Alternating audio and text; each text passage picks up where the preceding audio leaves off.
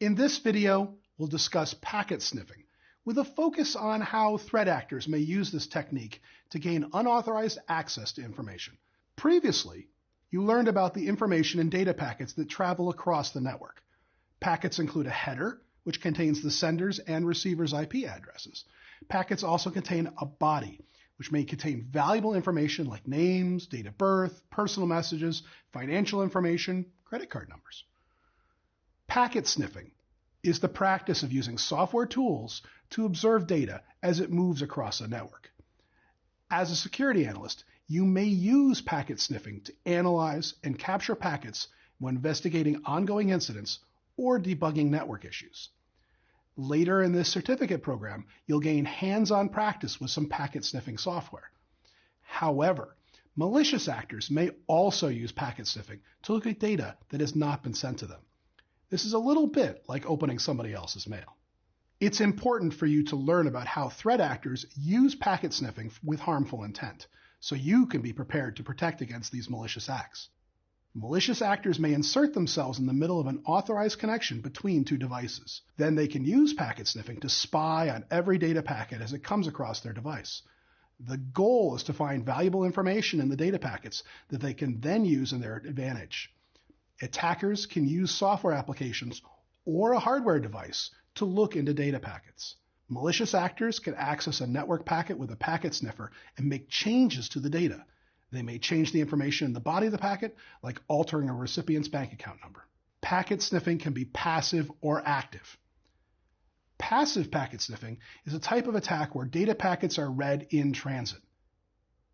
Since all the traffic on a network is visible to any host on the hub, malicious actors can view all the information going in and out of the device they are targeting.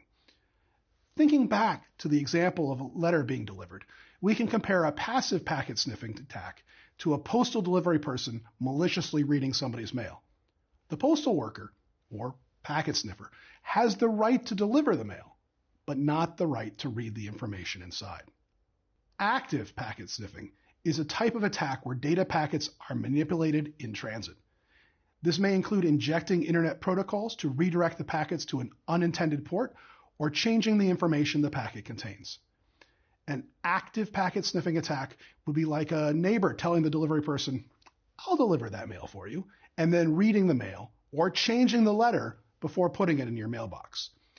Even though your neighbor knows you, and even if they deliver it to the correct house, they are actively going out of their way to engage in malicious behavior.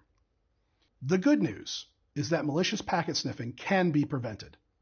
Let's look at a few ways the network security professional can prevent these attacks.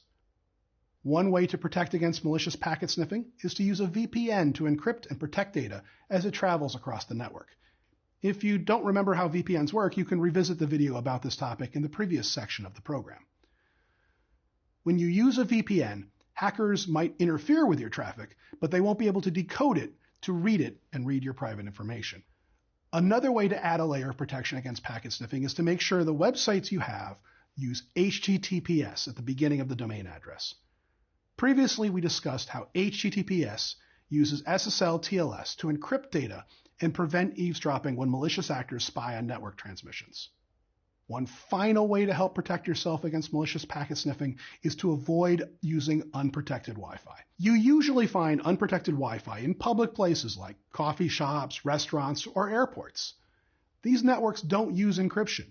This means that anyone on the network can access all of the data traveling to and from your device.